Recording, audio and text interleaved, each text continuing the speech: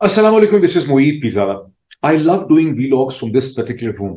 एक फ्रेंड ने जब ये वीलॉग मुझे देख के पूछा कि ये लगता है तुम किसी 5 स्टार होटल की लॉबी में जाके करते हो।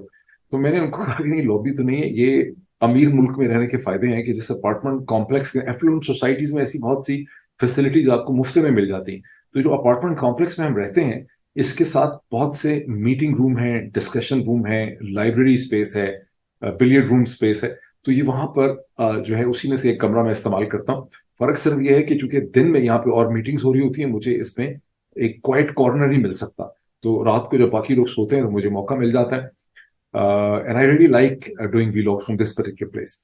अच्छा, अब आते हैं कि इस वक्त दो प्रिंसिपल डेवलपमेंट्स और इश्यूज हैं जिनका मैं एनालिसिस करना चाहता हूँ। और प्रिंसिपली मैं एक बड़ा ओरिजिनल एनालिसिस आपके सामने लेके आना चाहता हूँ। रशिया के अंदर प्रेसिडेंट पुतिन के खिलाफ जो म्यूटनी हुई, जो रिवर्स हो गई है इस वक्त, उसकी इम्प्लीकेशंस क्या है प्रेसिडेंट पुतिन के लिए, रशिया के लिए, यूक्रेन की जंग के लिए, चाइना और रशिया दोनों के लिए, और ग्लोबल ऑर्डर के लिए इसका इम्पैक्ट क्या होगा। लेकिन इससे पहले कि मैं उसकी तरफ चलूं, पाकिस्तानी पॉलिटिक्स का एक जायजा लेना भी बहुत जरूरी है। जो मैंने पिछला वीलॉग किया उसमें मैंने रशिया के हवाले से उसका स्टार्ट किया था, और फिर चूंकि लोग पूरा वीलॉग देखते नहीं है, तो पाकिस्तानी पॉलिटिक्स में मैंने जो कमेंट्स किए वो अधूरे रह गए, उनको बहुत कम लोगों ने देखा। मुझे कमेंट्स से अंदाजा हुआ, बिकॉज कमेंट्स सारे जो हैं वो रशिया के हवाले से आए। तो मैं पहले थोड़ा सा पाकिस्तानी पॉलिटिक्स की सूरत हाल को हम देखें। अब इस वक्त संडे का दिन, छुट्टी का दिन जो है 25 जून का, वो पाकिस्तान में इख्तिताम पजीर हो रहा है। और अब एक नया दिन शुरू होगा जिसमें 2-2.5 दिन का हफ्ता चलेगा, और उसके बाद ईद उल अजहा की छुट्टियां शुरू हो जाएंगी। क्योंकि पाकिस्तान में ये रीत है कि लोग ईद उल अजहा की छुट्टियों से पहले ही एक दिन कम से कम 2 दिन छुट्टी मारते हैं और फिर ट्रेवल करने लग जाते हैं। तो आप समझें कि पूरा अगले, छुट्टियां तो सरकार ने दी हैं 5 दिन की, लेकिन लोगों ने 6-7 दिन, अगला पूरा हफ्ता जो है अपनी छुट्टियों में उसकी ट्रेवलिंग के अंदर जो है वो गुजार देना है। इसका क्या मतलब है? क्या इसका मतलब यह है कि पाकिस्तान की पॉलिटिक्स के अंदर भी एक तातुल होगा? क्या वो प्रोसेस भी रुक जाएगा? Apparently not. बिकॉज पाकिस्तान की पॉलिटिक्स ना सिर्फ पाकिस्तान के अंदर कंटिन्यू करेगी, बल्कि वो लंदन में, दुबई में और सऊदी अरब, मक्का शरीफ और मदीना में भी कंटिन्यू करेगी। ये बहुत इंटरेस्टिंग बात है, सितम जरीफी भी है, आयरनी है कि पाकिस्तानी सियासतदान जो है वो उम्रा को और हज को भी अपनी सियासी एक्टिविटीज के लिए इस्तेमाल करते हैं। ये और बात है कि अगर कोई जर्नलिस्ट, कोई सहाफी, एनालिस्ट जो है उसके ऊपर एक लंबा चौड़ा पीस लिखे कि किस तरह से उम्रे को, खास करके उम्रा की जो सादत है, उसको सियासत के लिए इस्तेमाल किया जाता है, तो ये सब लोग जो है उसके पीछे पड़ जाएंगे, उसकी जिंदगी को खतरा हो जाएगा, ब्लास्फेमी का इल्जाम लग जाएगा, कादियानी बना देंगे, पता नहीं क्या कुछ होगा। लेकिन हकीकत यही है कि अगर आप इनकी जो मूवमेंट्स हैं, और इनकी जो मीटिंग्स हैं, और जिस तरह से उम्रा को इस्तेमाल किया जाता है, तो आपको क्लियरली एक पैटर्न नजर आता है कि पाकिस्तान की बहुत सी जो सियासत है वो जहां लंदन में होती है, दुबई में होती है, वो बहुत सी सियासत जो है वो सऊदी अरब में भी होती है। अब आने वाले चंद दिनों के अंदर सऊदी अरब के अंदर कौन कौन इकट्ठा होने वाला है? आप जानते हैं कि सैटरडे के दिन नवाज शरीफ साहब हफ्ते के दिन लंदन से ट्रेवल करके वो दुबई पहुंचते हैं। जनाब मोहतरमा मरियम नवाज साहिबा भी दुबई पहुंचती हैं। और शुनी तो खबर यह है कि पाकिस्तान के प्राइम मिनिस्टर जनाब शहबाज शरीफ साहब जो है वो भी दुबई पहुंचेंगे। उसके बाद ये लोग सब, पूरा खानदान जो है वो सऊदी अरब में इकट्ठा होगा। 1 मिनट के लिए तौकफ कीजिए, यहीं रुक जाइए, थोड़ा सा एक रुकें, जरा पॉज करें, और जरा देखें कि कौन कौन सी शख्सियात किस किस शख्सियात को मिल रही हैं। जनाब मोहतरमा मरियम नवाज साहिबा का टाइटल है chief organiser of the PMLN. वो दुबई में किसको मिल रही हैं? वो दुबई में मिल रही हैं मोहतरम नवाज शरीफ साहब को। मोहतरम नवाज शरीफ साहब और मरियम नवाज में क्या ताल्लुक है? मोहतरम नवाज शरीफ साहब पाकिस्तान की 3 टाइम्स प्राइम मिनिस्टर रह चुके हैं। इस वक्त वो सुप्रीम लीडर या सुप्रीमो है पीएमएलएन के। और वो मरियम नवाज साहबा के वालिद साहब हैं, और मरियम नवाज जो है वो उनकी एयर अपरेंट हैं। यानी उनकी तमाम तर जो पॉलिटिकल अथॉरिटी, ताकत, टाइटल और जान है उनकी, उसको इनहेरिट वो करेंगी, उसको एयर अपरेंट कहते हैं। अब ये दोनों ने किससे मुलाकात करनी है? तीसरा कौन सा बड़ा अहम शख्स है पाकिस्तान की सियासत का? उसका नाम है जनाब मोहतरम शहबाज शरीफ साहब। वो क्या है? वो पाकिस्तान के प्राइम मिनिस्टर हैं। उससे पहले क्या है, वो कम से कम 3-3.5 दफा पाकिस्तान के सबसे बड़े सूबे, जिसकी आबादी कोई 11-12 करोड़ है, उसके चीफ मिनिस्टर रह चुके हैं। वो मरियम के चाचू भी हैं। वो former prime minister Nawaz Sharif साहब के छोटे भाई भी हैं। और नवाज शरीफ साहब वो पाकिस्तानी शख्सियत भी हैं जो अदालतों से दौड़े हुए एब्सकॉन्डर हैं, लंदन में बैठे हुए हैं, लेकिन पाकिस्तान के जो आर्मी चीफ हैं जनाब आसिम मुनीर साहब, उनकी तैनाती और अपॉइंटमेंट में जो कलीदी रोल है वो उन्होंने प्ले किया। چوتھی ایک بڑی امپورٹنٹ شخصیت شاید سعودی عرب میں آ کے ان کو جوائن کر لے اگلے کچھ دنوں میں. اس شخصیت کا کیا نام ہے؟ اس کا نام ہے اسحاق ڈار. وہ پاکستان کے فائنانس منسٹر ہیں لیکن وہ نواز شریف صاحب کے سندھی ہیں. نواز شریف صاحب کی صاحبزادی کی اسحاق ڈار صاحب کے بیٹے کے ساتھ شادی ہوئی ہوئی. اور اسحاق ڈار صاحب وہی ہیں جنہوں نے پچھلے 6 مہینے سے وہ IMF کے ساتھ ڈیل کرنے کی کوشش کر رہے ہیں. ہر ہفتے وہ کم از کم 2 دفعہ یہ کہتے ہیں کہ میں نے IMF کی ساری ریکوائرمنٹس پوری کر دی ہیں, لیکن ڈیل ان کی ہو نہیں پاتی. پچھلے 48 یا 36 گھنٹوں میں انہوں نے پاکستان کے غریب لوگوں کے اوپر ایک بار پھر 215 ارب روپے کے انہوں نے ٹیکسز لگائے. تو یہ وہ تمام لوگ ہیں جنہوں نے پاکستان کے مستقبل کے حوالے سے پاکستان کا درد رکھتے ہوئے سعودی عرب میں, یہ دبئی اور سعودی عرب کے درمیان میں انہوں نے ملاقاتیں کرنی ہیں, اور پاکستان کے حوالے سے انہوں نے ان چھٹیوں کے اندر جہاں باقی سارے پاکستان کے لوگ سڑکوں پہ ٹریول کر رہے ہوں گے, یہ بیٹھ کے پاکستان کے مستقبل کے فیصلے کر رہے ہوں گے. اس سے پہلے کہ میں اس چیز کا ذکر کروں کہ PMLN اور PPP کے درمیان اس وقت کس قسم کا سٹینڈ آف ہے یا اس کا کس طرح سے ریزولوشن ہو رہا ہے, وہ سٹینڈ آف ہے کیوں, تھوڑا سا کانٹیکسچولائزیشن آپ کو سمجھنی پڑے گی کہ یہ اس وقت پاکستان کی سیاسی تاریخ جو ہے وہ کس مرحلے کے اوپر کھڑی ہے, اور اس بیک گراؤنڈ کو اگر ہم ایبزارب کر لیں تو پھر باقی تمام چیزوں کی جو سینس ہے وہ بڑی اچھی طرح سے اس کو سمجھا جا سکتا ہے. PMLN اور PPP دونوں کو یہ پتا ہے کہ الیکشن ہر صورت کروانے پڑیں گے. اور بات ہے کہ پاکستان میں بہت سے لوگ کہتے ہیں کہ شاید الیکشن نہیں ہوں گے, پہلے یہ آرگومنٹ چلتا رہا کہ الیکشن شاید نہ بھی ہوں, لیکن ان دونوں جماعتوں کو اور اسٹیبلشمنٹ کو پتا ہے کہ الیکشن ہونے ہی ہیں, اور وہ اکتوبر کے آگے پیچھے ہی الیکشن پاکستان میں ہونے. اس کی وجہ یہ ہے کہ جو ایکسٹرنل ان کے سپورٹرز ہیں اس ملک میں جہاں میں بیٹھا ہوں, وہ ان کو کئی مہینے سے پہلے یہ بتا چکے ہوئے ہیں کہ باقی جو کچھ بھی آپ نے کرنا ہے وہ کر لیں, لیکن آپ کو الیکشن کروانے پڑیں گے. اور اس کی وجہ جو مجھے اب یہاں آ کے سمجھ آئی ہے کہ چونکہ اس ملک میں 50 اسٹیٹس ہیں, ہر اسٹیٹ بائی کیمرل لیجسلیچر ہے, وہاں پہ سینٹ بھی ہوتی ہے, ہاؤس بھی ہوتا ہے, سینٹر میں بھی سینٹ ہے, ہاؤس ہے, لیکن ہر اسٹیٹ میں بھی ہوتا ہے. صرف ایک اسٹیٹ ہے الاسکا جو بائی کیمرل نہیں ہے میرا خیال ہے, جس میں شاید ایک ہی چیمبر ہے. تو ہر وقت یہاں پہ الیکشن ہوتے رہتے ہیں. اس ملک کے پوائنٹ آف ویو سے پنجاب اور خیبر پختونخوا کے انتخابات ایک اسٹیٹ الیکشنز ہیں, اس پہ یہاں پہ کوئی بہت دھیان نہیں گیا, اس کی کوئی بہت اہمیت نہیں. لیکن یہاں یہ فیلنگ بڑی کلیئر ہے جو ٹاپ ڈیسیژن میکرز ہیں کہ ہم پاکستان کے اندر جو حکومت ہے اس کو, آپ کو پتا ہے کہ اس کو تو ٹیسٹلی اپروول دیا جا رہا ہے اور ڈیفینڈ بھی کیا جا رہا ہے. تو اگر ہم اس کو, اگر الیکشن نہیں ہوں گے تو یہ ڈیفینڈ نہیں کر سکتے. بس یہ بیسک کلیہ ہے, یہ بیسک فارمولا ہے کہ الیکشن جیسے کیسے بھی ہوں, جیسے کیسے بھی مینیج کیے جائیں, جس طرح سے بھی اس کے رزلٹ نکالے جائیں, مجھے خدشہ یہ ہے کہ مغرب کی طاقتیں ان الیکشنز کو فوری طور پر اپروول دے دیں گی, ویلکم کریں گی. اور PMLN کو, PPP اور اسٹیبلشمنٹ کو پتا ہے کہ ان کو بس ایک برائے نام قسم کے الیکشن کروانے ہیں, اور ان الیکشن کے ریزلٹس جو ہیں وہ مارکیٹ کیے جا سکتے ہیں, وہ سیل کیے جا سکتے ہیں.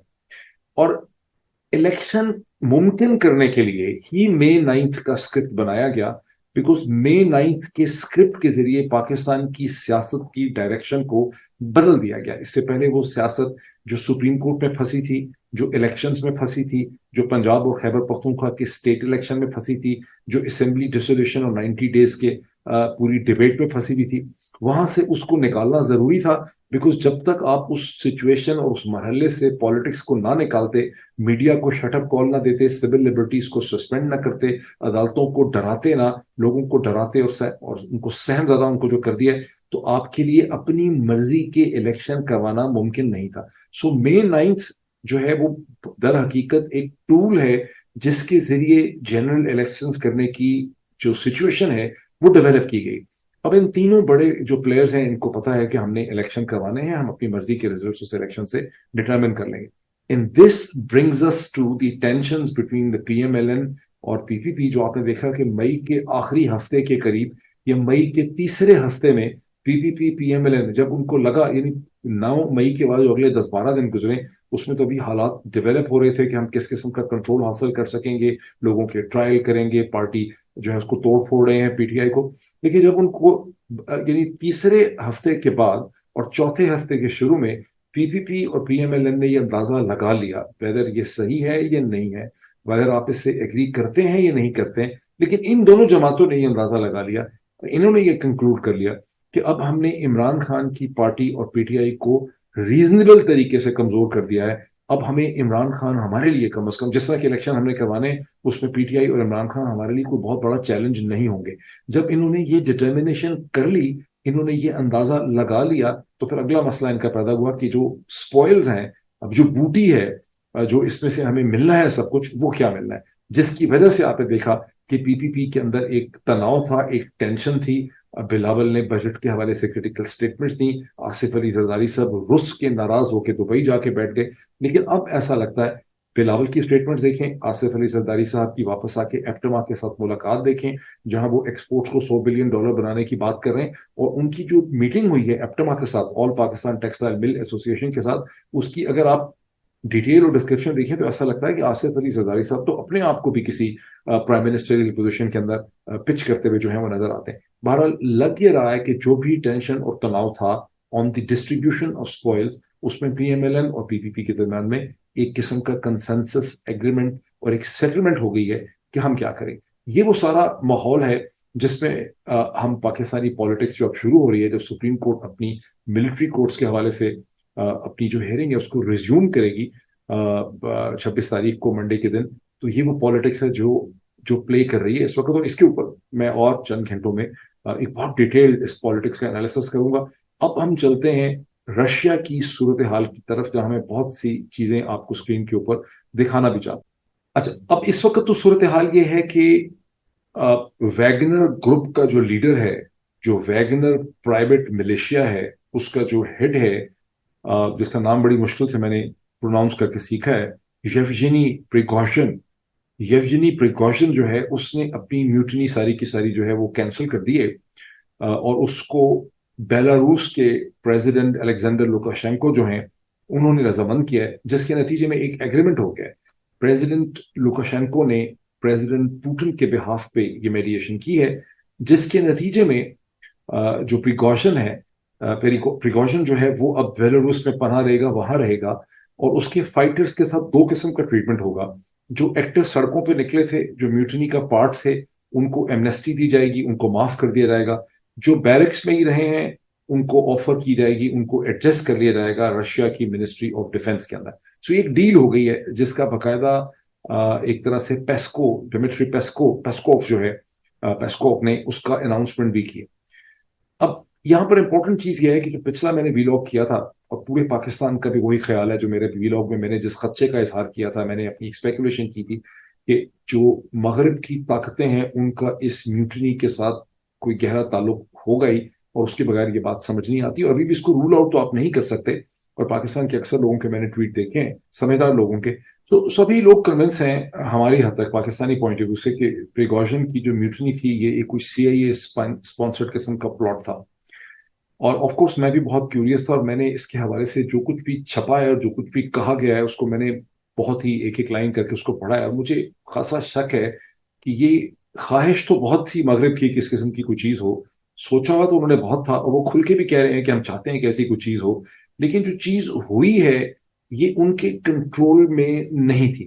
اور میں آپ کو اسکرین پہ بہت سی چیزیں دکھاتا ہوں. فار انسٹنس ایک انٹرویو، ایک سٹوری ہے واشنگٹن پوسٹ کی جو چھپی ہے 24 مئی کو، اور جس کا عنوان یہ ہے پریکاشن سیز وار ان یوکرین ہیز بیک فائرڈ. 24 مئی 2023 کو یہ واشنگٹن پوسٹ کی سٹوری چھپی ہے، یعنی آج سے تقریباً ایک مہینہ پہلے، ٹھیک 1 مہینہ پہلے.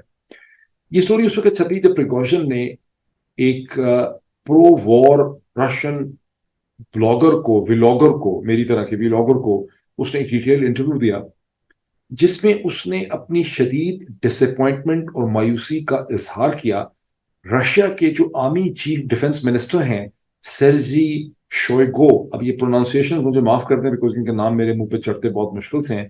سرجی شوئگو جو ہیں اس نے پورا حساب کتاب کر دیا، اس کے پورے خاندان کا حساب کتاب کر دیا، اس کی بیٹی کی شاہ خرچیوں کا ذکر کیا، اس کی بیٹی کے داماد اور بوائے فرینڈ کے قصے اس نے اس کو سنائے، اور اس نے کہا کہ یہ دبئی میں اس کو دیکھا گیا ہے، شاہ خرچیاں کرتی ہے، مالوں میں پھیل رہی ہے، اور یہ رشیا کی ساری ایلیٹ جو ہے یہ کرپٹ ہے، پوری جو ملٹری اسٹیبلشمنٹ ہے رشیا کی یہ کرپٹ ہے، اور انہوں نے یوکرین کی جنگ کا کنڈا کر دیا ہے، رشیا کی ملٹری طاقت کو انہوں نے ضائع کر دیا ہے، اور روس اس جنگ سے کچھ حاصل نہیں کر سکا. الٹا جو ہے یوکرین جس کو ہم ڈی ملٹرائز کرنے کے لیے گئے تھے اس کو ہم نے ملٹرائز کر دیا. اس نے اس میں ایگزامپلس دی کہ اگر ان کے پاس پہلے 2,000 टैंक थे तो अब उनके पास 20,000 टैंक हैं। अगर उनके पास पहले 20,000 लड़ने वाले लोग थे ट्रेंड, अब उनके पास 4 लाख लड़ने वाले लोग हैं। पहले उनके पास अगर 500 टैंक थे तो अब 5,000 टैंक हैं, इतने मिसाइल थे तो इतने मिसाइल हैं। ये बड़ा इंटरेस्टिंग उसने एक इंटरव्यू दिया, और ये जो स्टोरी है precaution says war in Ukraine has backfire 24 मई की वॉशिंगटन पोस्ट की, इसमें प्रिकॉशन का पॉइंट ऑफ व्यू और ये खतरा कि प्रिकॉशन कुछ ना कुछ कर गुजरेगा, वो वहां पे बड़ा क्लियरली आपको नजर आता है। इसी तरह जो चीफ ऑफ जनरल स्टाफ हैं जनरल वेलेरी गेरासिमोव, उनका भी बस कोई कसर नहीं छोड़ी प्रिगोजन ने उनके खिलाफ। तो प्रिगोजन जो है जिसने मार्च अप्रैल में बखमुत फतह किया, जिसको लाया गया क्योंकि यूक्रेन की जंग ठीक फंक्शन नहीं कर रही थी, इससे पहले इसकी प्राइवेट मिलिशिया सीरिया में लड़ रही थी। ये प्रेसिडेंट पुतिन का बहुत ही ताल्लुक वाला बंदा है, जिसको कहते हैं इसका वास्ता है उनके साथ, जिसको अरब कहते हैं मिडिल ईस्ट के अंदर।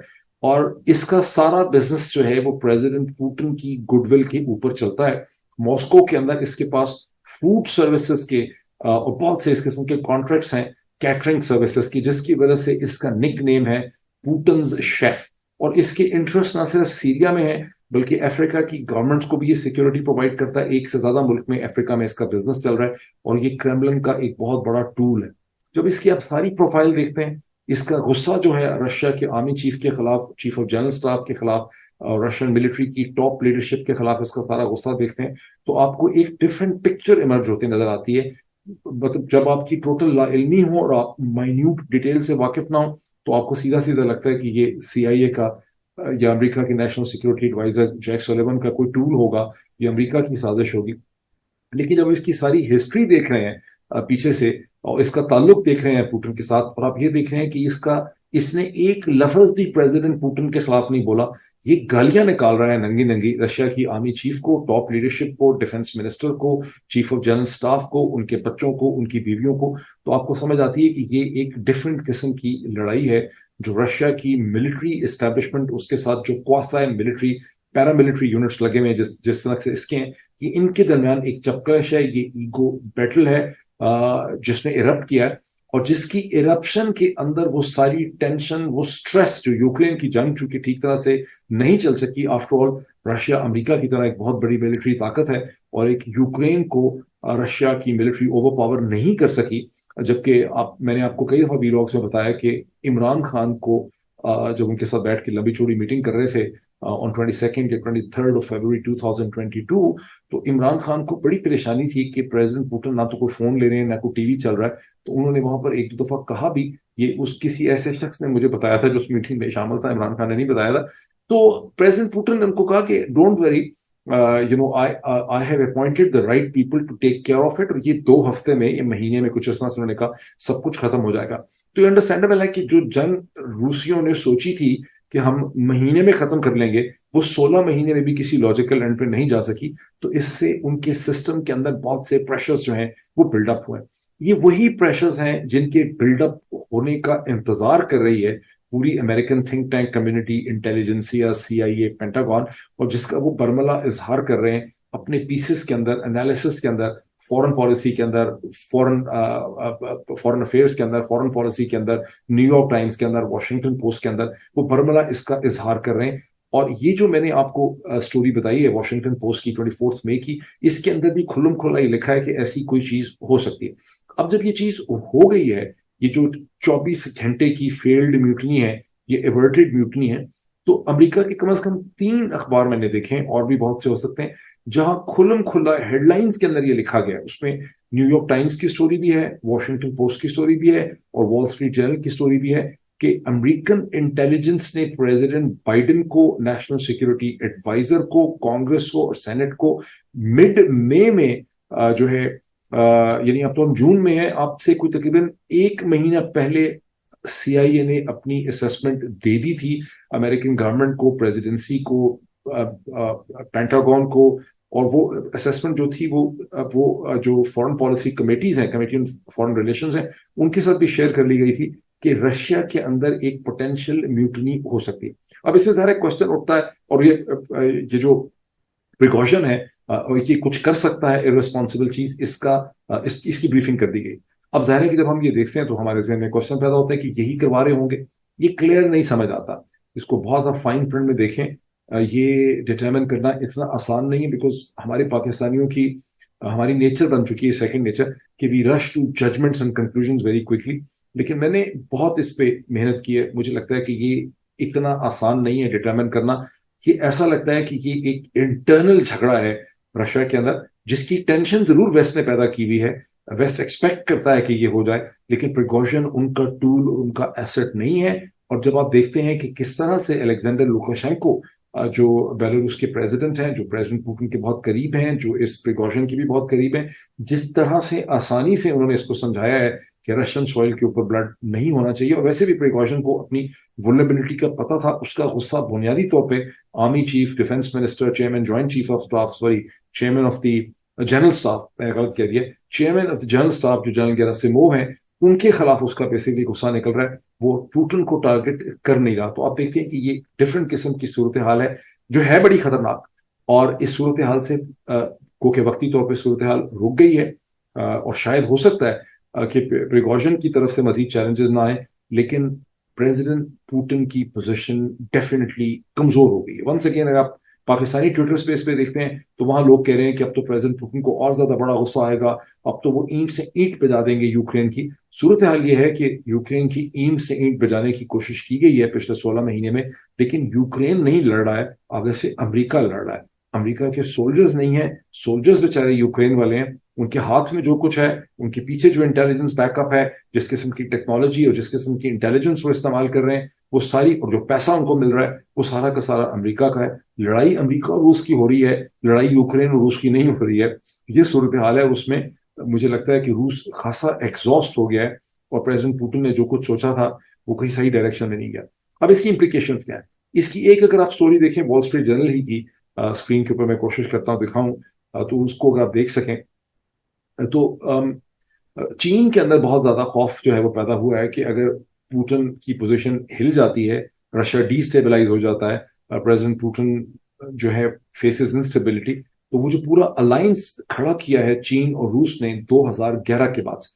اب 2011 میں کیا ہوا تھا؟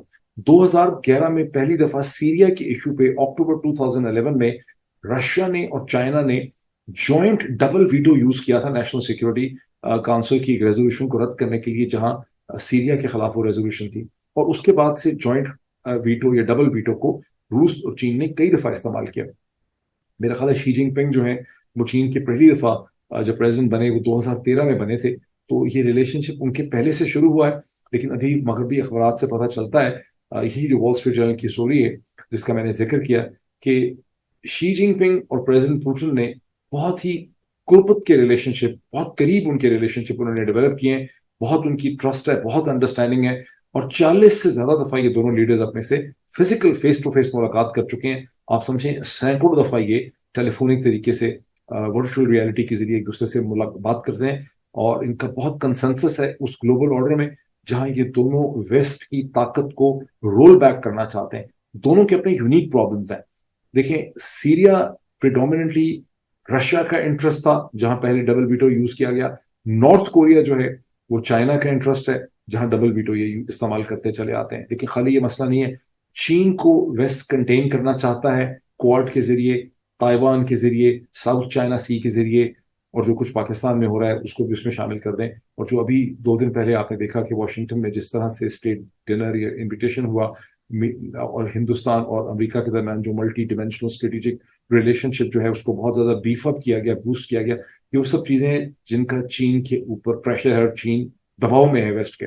دوسری طرف نیٹو کی ایکسپینشن، یوکرین کے اندر گھس جانا، ایسٹرن یورپین کنٹریز کا ایک ایک کر کے امریکن الائنس کا حصہ بننا، یہ وہ سب چیزیں ہیں جو رشیا کو گارنٹی کی گئی تھی جرمن یونیفیکیشن کے وقت 1990 میں کہ ہم ایسا نہیں کریں گے اور ہم نیٹو اور ویسٹ کی باؤنڈریز کو رشیا کے بارڈرز اور باؤنڈریز تک لے کر نہیں جائیں گے. لیکن یہ وہ کمٹمنٹ ہے جسے نیگیٹ کر دیا گیا ہے.